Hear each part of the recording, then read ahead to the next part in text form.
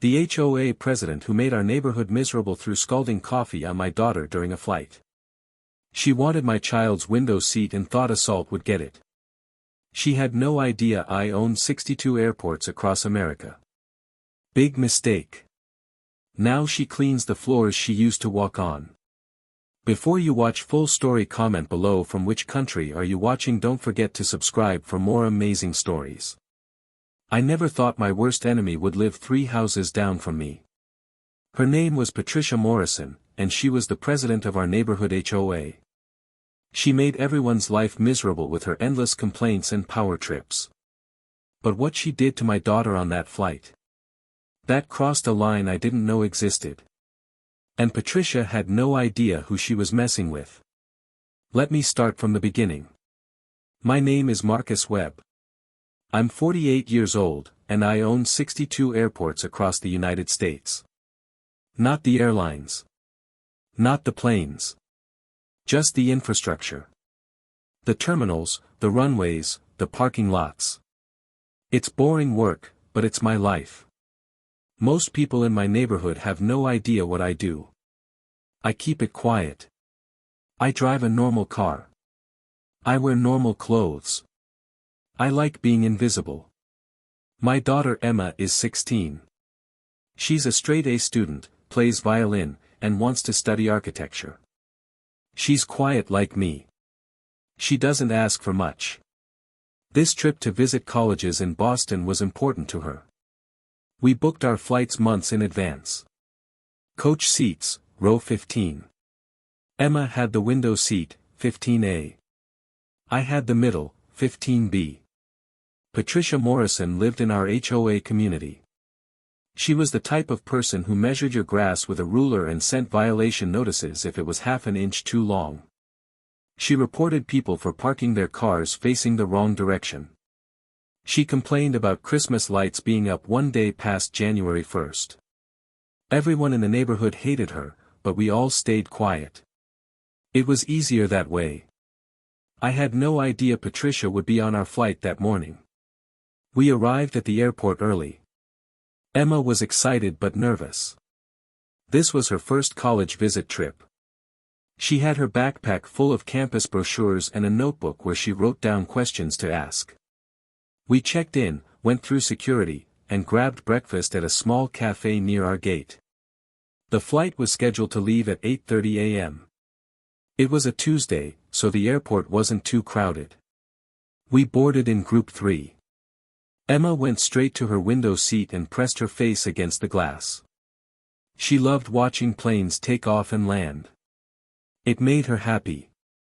I sat down next to her in the middle seat. The aisle seat was still empty.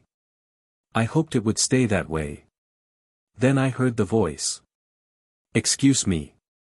You're in my seat." I looked up. Patricia Morrison stood in the aisle. She wore expensive workout clothes and designer sunglasses pushed up on her head. She held a large coffee cup in one hand and her phone in the other. Her face had that same angry look she always had at HOA meetings. Emma looked confused. She checked her boarding pass. "I have seat 15A, she said quietly. "Well, I need that seat," Patricia said. Her voice was loud. Too loud. "I have a medical condition. I need to sit by the window." I looked at Patricia's phone screen. Her boarding pass clearly showed seat 17C. Not 15A. "Ma'am, you're in seat 17C, I said calmly. "That's 2 rows back." Patricia's face turned red. "Are you calling me a liar?" "I'm reading your boarding pass," I said. A flight attendant came over. Her name tag said, Jennifer. She smiled politely. "Is there a problem?" "Yes," Patricia snapped. "These people are in my seat. I specifically requested a window seat for medical reasons." Jennifer looked at Patricia's boarding pass. "Ma'am, your assigned seat is 17C. That's an aisle seat 2 rows back. This is unacceptable." Patricia's voice got louder. "I know my rights. I'm a Platinum Elite member. I demand you move them. Emma shrank back in her seat. She hated confrontation. I could see her hands shaking. Ma'am, Jennifer said patiently, I can't move passengers who are in their assigned seats. But I can help you find your seat. Patricia looked at Emma. Her eyes narrowed. You, she said, pointing at my daughter. You're just a kid. You don't need the window. Give me the seat. No, I said firmly. We're not moving. That's when everything went wrong. Patricia's hand moved fast. She tilted her coffee cup and poured the hot liquid directly onto Emma's lap and arm. My daughter screamed. The coffee was steaming hot. It soaked through her jeans and onto her skin. Oh my God! Emma cried out, tears streaming down her face. Patricia stepped back. It slipped, she said with a fake gasp. But I saw the small smile on her face. Her phone was up, recording everything. Something inside me snapped. Jennifer moved quickly. She grabbed bottles of water and started pouring them on Emma's arm to cool the burn. Another flight attendant brought the first aid kit. Passengers around us were standing up, trying to see what happened. I saw everything, said a man across the aisle. She did that on purpose. I'm recording, said a woman behind us. That was assault. Patricia put on her victim act. I can't believe this, she said to her phone. They attacked me, and now they're blaming me. This airline is terrible. An air marshal appeared. He was calm but firm. Ma'am, I need you to hand me your phone. You can't take my phone. Patricia shouted. Yes, I can, the air marshal said. You just assaulted a minor passenger. That's a federal crime. Your phone is evidence now. Patricia's confident expression started to crack. She slowly handed over her phone. The air marshal looked at Jennifer. Captain needs to know. We're not taking off with her on board. Within 10 minutes, Patricia was escorted off the plane by airport police. She was yelling the whole way. This is kidnapping. I'll sue everyone. Do you know who I am? I'm an HOA president. Emma was crying softly. The burn on her arm was red and angry looking. Jennifer wrapped it in a cool, wet compress. Sweetie, we're going to have paramedics check you when we land in Boston. Are you okay? Emma nodded, but I could tell she was in pain. I was furious. But I stayed calm. I had work to do. I pulled out my phone and called my head of security. His name was Ray Martinez. He used to be a police detective. Now he worked for me, managing security across all my airports. Ray, it's Marcus. We have a situation. Talk to me, Ray said. I explained what happened. Ray listened without interrupting. When I finished, he was silent for a moment. Emma okay? He asked. She will be. But I want everything on this woman. Her name is Patricia Morrison. She lives in my neighborhood. She's HOA president. And she just assaulted my daughter on camera. Consider it done, Ray said. I'll have a full report by the time you land. And Marcus? Yeah. We're going to bury her. The flight to Boston was quiet. Emma slept most of the way, exhausted from the stress. I held her hand and planned my next moves. When we landed, paramedics met us at the gate. They examined Emma's arm. The burn was first degree, painful but not serious. They bandaged it properly and gave us cream to apply. Emma was brave through all of it. We went to our hotel. I ordered room service and let Emma rest. While she watched TV, I opened my laptop and read Ray's report. Patricia Morrison was exactly what I expected. But she was also worse. Ray had pulled everything. Patricia wasn't just an annoying HOA president. She was a serial complainer and scammer. She had filed 47 complaints with various airlines over the past 3 years. Each time, she claimed some injury or mistreatment. Each time, she got free flights, upgrades, or vouchers. Ray found videos on her social media. She bragged about her hacks for getting free stuff from airlines. She called it travel activism. It was really just fraud. The coffee incident wasn't even her first assault. Ray found police reports from 2 other incidents.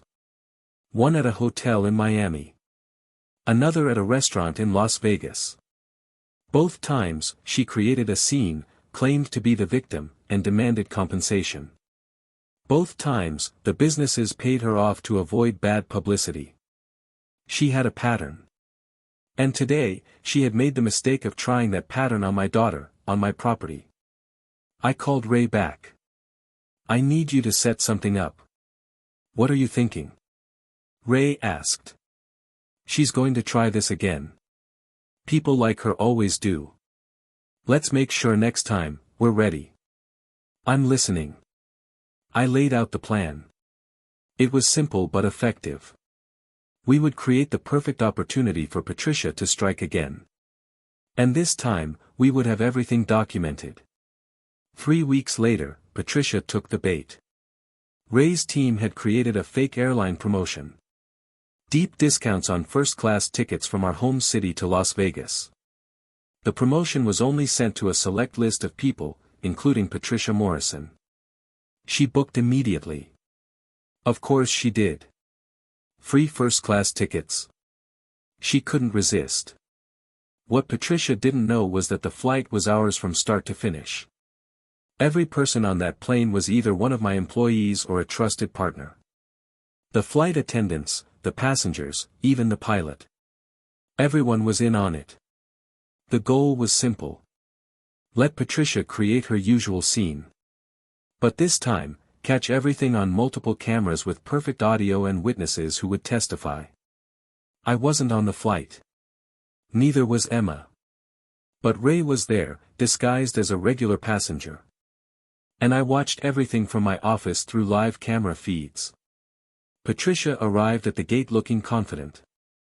She wore expensive clothes and carried her trademark large coffee. She had her phone ready to record.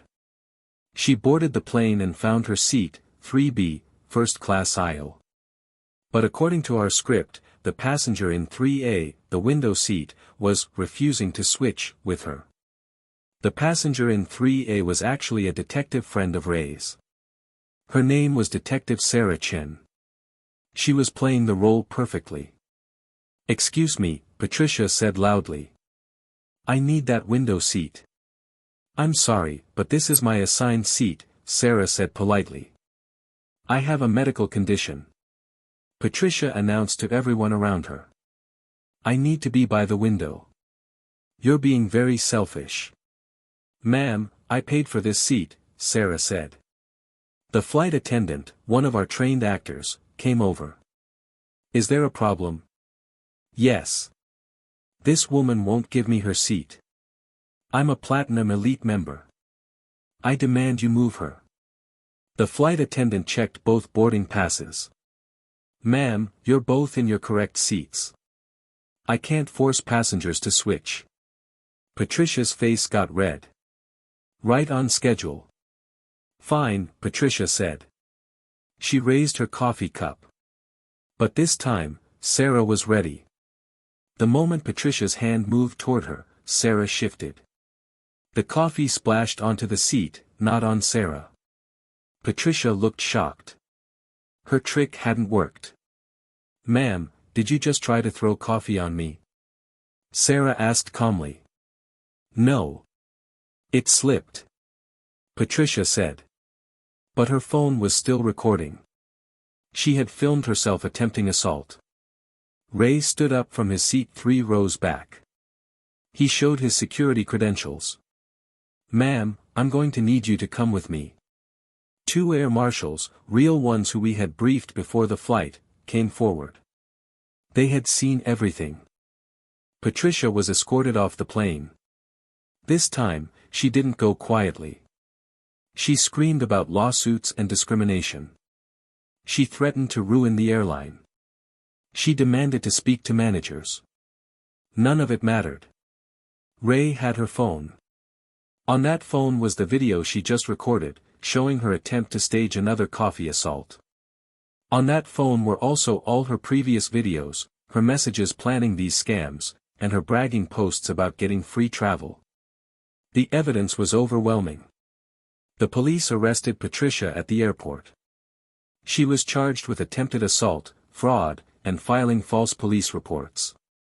The charges covered not just this incident but all her previous scams that Ray had uncovered.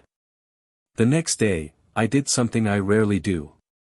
I called a neighborhood HOA meeting. Patricia was out on bail, but she had been removed as HOA president. The board asked me to speak. They knew something had happened, but they didn't know the full story. I stood up in front of my neighbors. Many of you know me, but you don't really know what I do for work. I own 62 airports across the country. I employ thousands of people. My job is to keep airports safe and running smoothly. People looked surprised. I never talked about my job. 3 weeks ago, Patricia Morrison assaulted my 16-year-old daughter on a flight. She threw hot coffee on Emma's arm because she wanted Emma's window seat. Emma did nothing wrong. She was in her assigned seat. Patricia attacked her anyway. The room was silent. Some people looked shocked. Others looked angry. Patricia has been doing this for years. Creating incidents, claiming to be a victim, and demanding compensation. She's made thousands of dollars from these scams. She's hurt people. She's threatened businesses. And she's gotten away with it because most companies would rather pay her off than fight. I showed security footage on the big screen. The video from Emma's flight. The video from Patricia's attempted second attack. Videos from her social media where she bragged about her schemes. I want you all to know that Patricia Morrison has been arrested. She's facing multiple charges. She will never be allowed in any airport I operate again. That's 62 airports. She's effectively banned from flying anywhere in this country.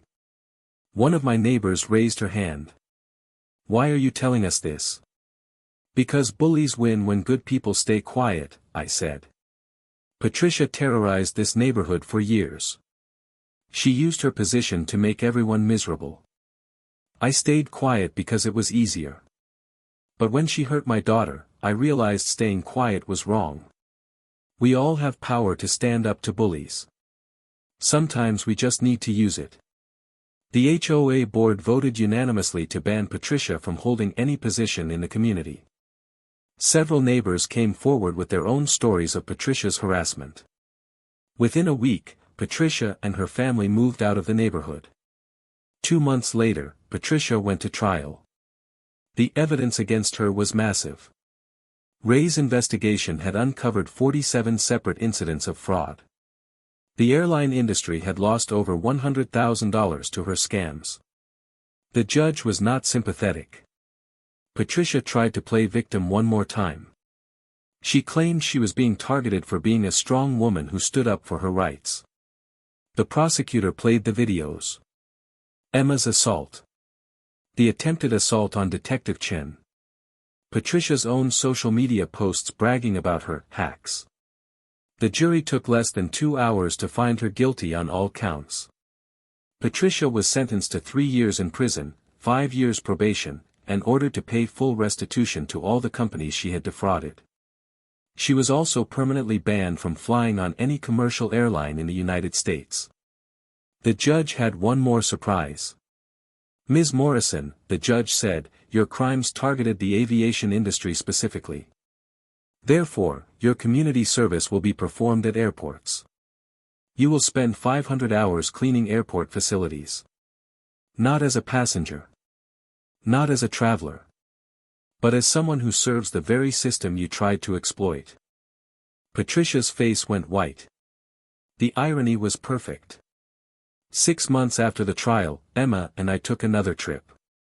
We went back to Boston for her college interviews. She had decided she wanted to study architecture, specifically airport design. What happened to her had changed her. She wanted to create spaces that were safe and welcoming. We flew on the same airline, same route. This time, nobody bothered us. Emma sat in her window seat, sketching terminal designs in her notebook. She was happy. As we boarded, I noticed something. A woman in an orange safety vest was mopping the floor near our gate. She had her head down, trying not to be seen. It was Patricia Morrison, serving her community service hours. She looked up for a second and our eyes met. She recognized me. For a moment, I saw anger flash in her eyes. Then she looked at Emma, healthy and happy, and something else appeared. Maybe shame. Maybe regret. She quickly looked away and went back to mopping. I didn't say anything. I didn't need to. Justice had already spoken. Emma and I walked past her and onto the plane.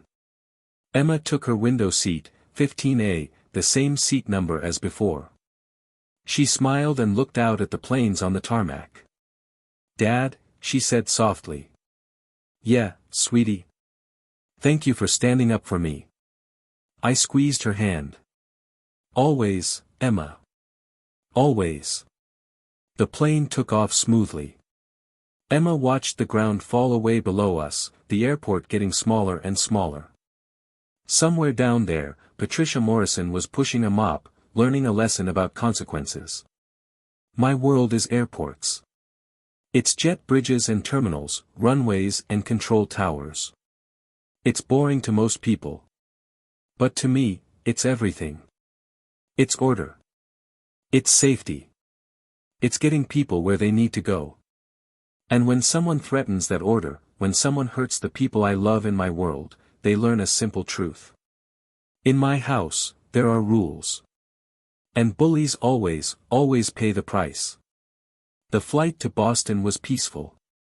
Emma fell asleep against the window, her notebook open on her lap. I looked at her sketches. She had drawn an airport terminal with huge windows, lots of light and open spaces. It was beautiful. She was going to be an amazing architect someday. And Patricia Morrison? She had 494 hours of community service left. 494 hours to think about what happens when you pick the wrong person to bully. 494 hours to learn that actions have consequences. The plane touched down smoothly in Boston. Emma woke up, excited for her campus tours. We had a whole day planned. College visits, good food, and quality time together. As we walked through the airport terminal, I noticed the cameras, the security teams, the operations staff keeping everything running smoothly. This was my world. And in this world, my daughter was safe. Patricia Morrison learned the hard way what I had always known. Airports are more than buildings and runways. They're systems of accountability. And in those systems, bullies don't win. They just get to mop the floors and think about their choices. 3 months passed. Emma's arm healed completely, but the emotional scars took longer. She had nightmares sometimes about the coffee incident. But she was strong. She started therapy, and slowly, she got better. What helped her most was seeing justice actually work. Patricia's trial became local news.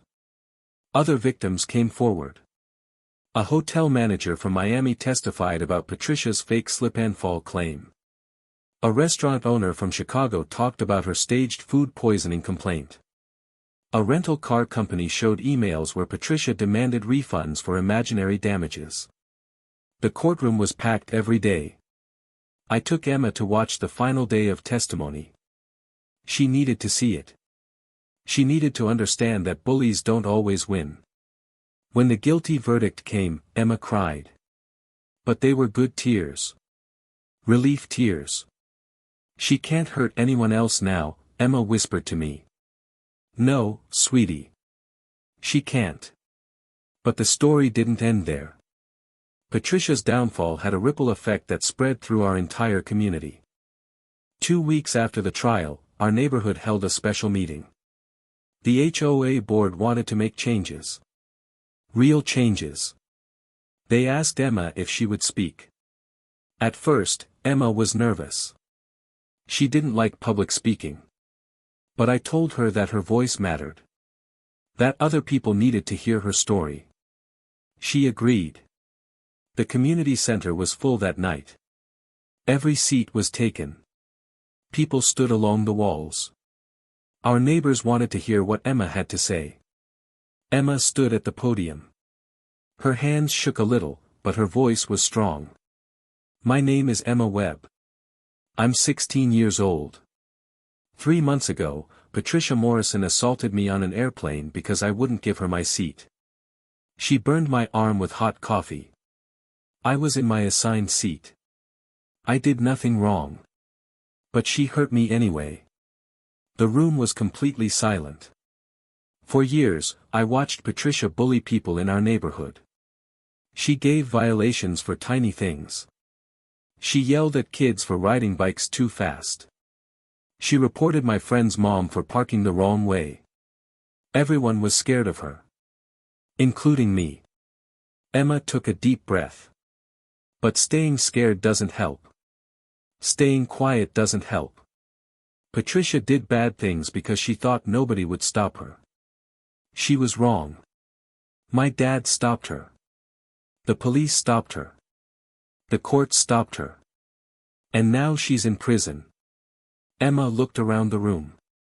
I'm sharing my story because I want other people to know it's okay to stand up to bullies. It's okay to ask for help. It's okay to say no when someone treats you badly.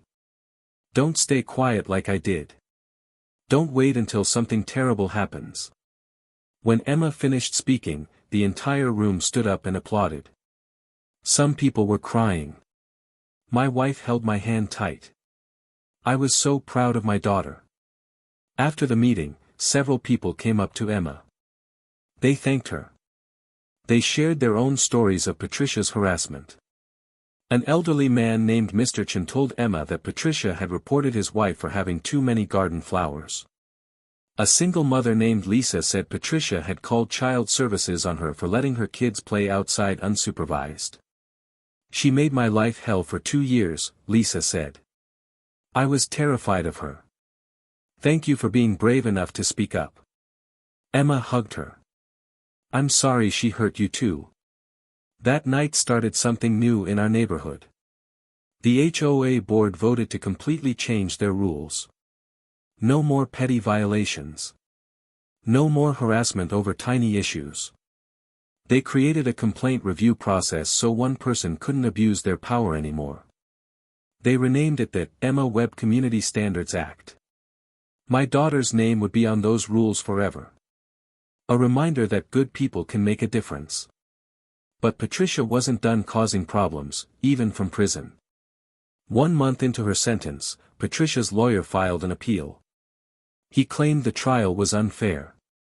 He said the evidence was obtained illegally. He argued that Patricia was the real victim. The appeal was scheduled for 6 months later. I wasn't worried. Our evidence was solid. But it meant the case wasn't truly over yet. Then something unexpected happened. Ray called me one morning. Marcus, you need to see this. He sent me a video link. It was from the prison where Patricia was serving her time. Someone had recorded Patricia in the common area, talking to other inmates. In the video, Patricia was bragging. She was laughing about her crimes. She was teaching other inmates how to scam airlines and hotels. She was explaining her hot coffee technique like it was something to be proud of. The trick is to make it look accidental, Patricia said in the video. You cry, you claim injury, and they pay you to go away. Works every time. Well, almost every time. The other inmates were writing notes. Patricia was literally running a fraud workshop from prison. Ray had gotten the video from a correctional officer who was disgusted by what she saw. The officer wanted Patricia to face additional consequences. I sent the video to the prosecutor immediately. Within 2 days, Patricia was charged with new crimes, conspiracy to commit fraud and attempting to conduct criminal business from prison. Her appeal was denied. Her sentence was extended by 2 more years. Patricia's lawyer quit. He said he couldn't defend someone who was actively committing crimes while claiming to be innocent. Justice kept working, even when Patricia tried to fight it. Meanwhile, Emma was thriving. She had been accepted to her top-choice college, MIT. She was going to study architecture with a focus on transportation infrastructure. "I want to design airports, Dad," she told me. "I want to create spaces where people feel safe. Where families can travel together without fear. Where bullies like Patricia can't hurt people." My heart was so full I could barely speak. "You're going to change the world, Emma. I learned from the best," she said, hugging me. The day came for Emma to leave for college. We packed her car with boxes of clothes, books, and supplies. Her room looked empty without her things. My wife cried. I tried not to. Before we left, Emma wanted to do one more thing. "Can we go to the airport, Dad? One last time?" "Of course," I said. We drove to the main terminal. It was a Saturday morning, busy with travelers.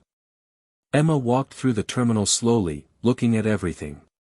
The ticket counters, the security checkpoints, the gates.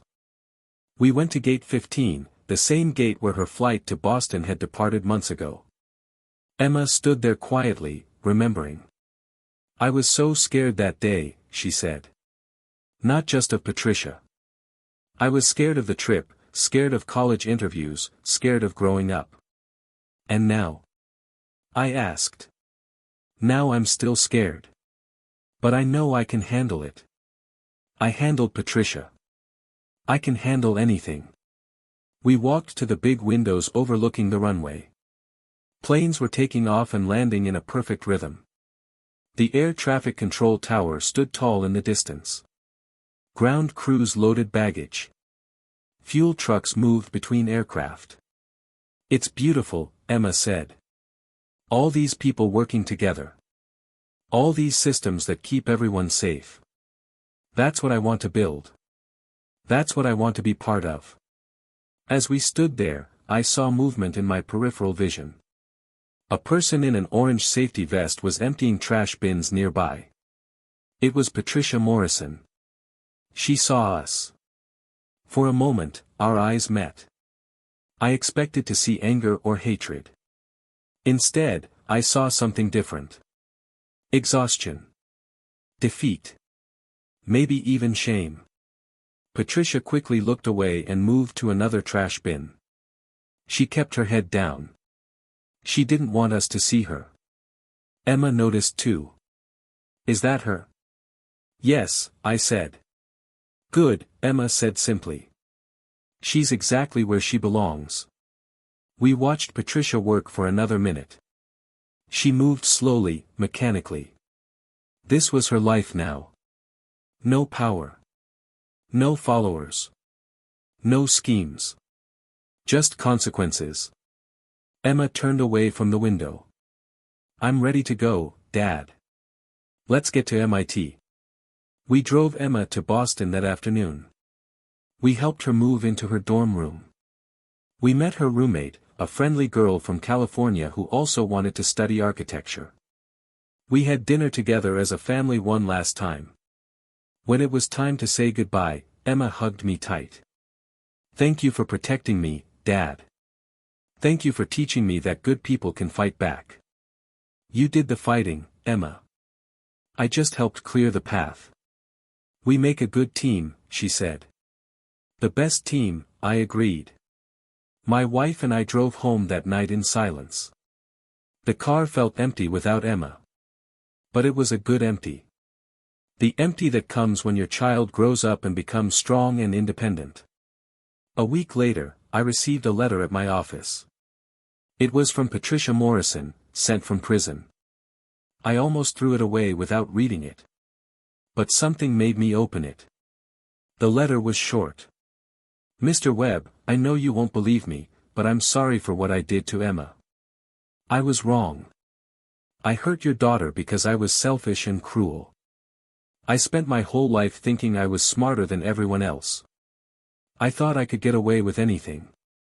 You proved me wrong. Prison has given me time to think about the person I became. I'm not asking for forgiveness. I don't deserve it. I just wanted you to know that I'm sorry. Patricia Morrison. I read the letter twice. I didn't know if Patricia meant it. Maybe she did. Maybe she didn't. It didn't really matter. What mattered was that Emma was safe. Emma was happy. Emma was building a life without fear. I filed the letter away and went back to work. 6 months passed. Then a year. Emma came home for holidays. She told us stories about her classes, her projects, her new friends. She was designing a small airport terminal as her sophomore year project. It had huge windows, natural light, and open spaces. It looked beautiful. I'm calling it the accountability terminal, Emma said, showing me her drawings. It's designed so security can see everything. No hidden corners. No places for bad people to hide. Everyone is visible. Everyone is accountable. It's perfect, I said. Emma graduated 4 years later with honors. She was hired immediately by a major architecture firm. Her first project? Redesigning the terminal at one of my airports. On opening day, we held a ribbon-cutting ceremony. Emma gave a speech to the crowd. She talked about safety, transparency, and creating spaces where everyone feels protected. She didn't mention Patricia Morrison by name. She didn't need to. Everyone who knew the story understood. After the ceremony, Emma and I walked through the new terminal together. It was everything she had envisioned. Bright. Open. Safe. You did it, sweetie, I said. You created something beautiful from something terrible. We did it, Dad, Emma corrected. Together. That's the real ending of this story. Not revenge. Not punishment. Not even justice, really. The real ending is that my daughter took her pain and turned it into something meaningful. She took her fear and turned it into strength. Patricia Morrison tried to break Emma. Instead, Emma built something stronger than Patricia could ever destroy. And that, in the end, is the best victory of all.